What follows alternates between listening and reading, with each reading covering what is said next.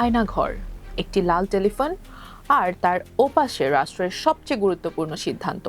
একসময় যে ফোনে কথা বলতেন রাষ্ট্রের শীর্ষ ব্যক্তিরা, আজ সেই ফোনই রাখা হয়েছে জাদুঘরের কাচের বাক্সে।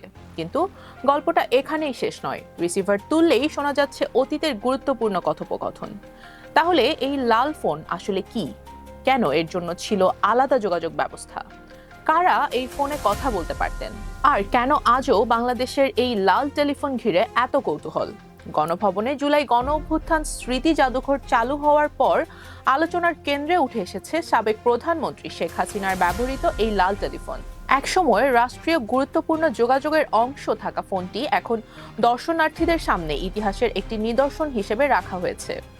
ফোনটির বিশেষত্ব শুধু এর লাল রঙের জন্য নয়, এর সঙ্গে যুক্ত রয়েছে একটি আলাদা যোগাযোগ ব্যবস্থা যাকে বলা হতো রেড এক্সচেঞ্জ।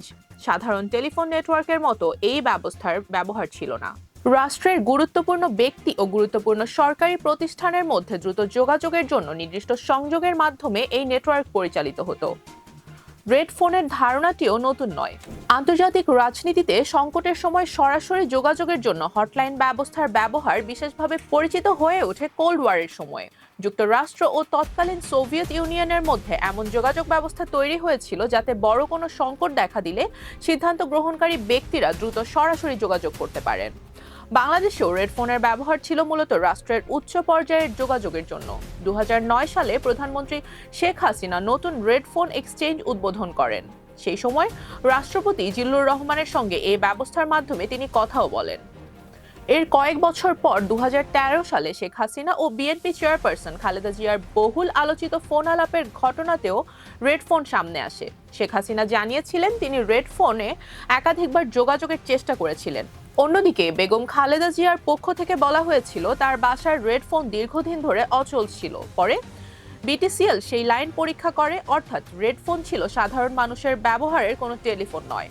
নির্দিষ্ট গুরুত্বপূর্ণ ব্যক্তি ও প্রতিষ্ঠানের মধ্যে রাষ্ট্রীয় যোগাযোগের জন্যই এর ব্যবহার ছিল। আর এই কারণেই একটি সাধারণ টেলিফোন সেটের চেয়ে এর রাজনৈতিক ও প্রশাসনিক গুরুত্ব ছিল অনেক বেশি।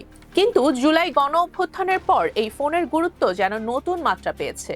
কারণ এখন এটি শুধু একটি পুরনো সরকারি যন্ত্র নয়, বরং একটি নির্দিষ্ট সময়ের রাষ্ট্রীয় ইতিহাসের অংশ। জুলাই গণ অভ্যুত্থান স্মৃতি জাদুঘরে ফোনটির সঙ্গে সংরক্ষিত কিছু কথোপকথনও ডিজিটাল আর্কাইভে রাখা হয়েছে। দর্শনার্থীরা নির্দিষ্ট অডিও নির্বাচন করে বোতাম চাপলেই সেই সময়ের কথোপকথন শুনতে পাচ্ছেন। অর্থাৎ যে ফোন একসময় ছিল ক্ষমতার ভেতরের যোগাযোগের মাধ্যম, সেটিই এখন ক্ষমতার ইতিহাসের সাক্ষী। এখানেই এই লাল ফোনের সবচেয়ে বড় তাৎপর্য। কারণ ইতিহাসের অনেক ঘটনা আমরা নথিতে পড়ি, ছবি দেখে বুঝি, কিংবা প্রত্যক্ষদর্শীদের বক্তব্য থেকে জানি। কিন্তু একটি নির্দিষ্ট সময়ের গুরুত্বপূর্ণ কথোপকথন যখন অডিও হিসেবে সংরক্ষিত থাকে, তখন সেই ইতিহাসের চরিত্রটাই বদলে যায়। গণভবনের এই লাল টেলিফোন তাই শুধু একটি ফোন নয়, এটি বাংলাদেশের রাষ্ট্রীয় যোগাযোগ ব্যবস্থার একটি অধ্যায়, রাজনৈতিক ক্ষমতার একটি প্রতীক এবং জুলাই গণ অভ্যুত্থানের পর ইতিহাস সংরক্ষণের একটি নতুন নিদর্শন।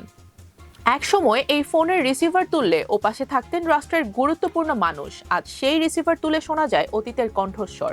আর সেই কারণেই গণভবনের লাল টেলিফোন এখন শুধু একটি পুরনো ফোন নয়, বাংলাদেশের সাম্প্রতিক রাজনৈতিক ইতিহাসের নীরব অথচ গুরুত্বপূর্ণ এক সাক্ষী। রুবাইয়া জান্নাত, টাইমস 24।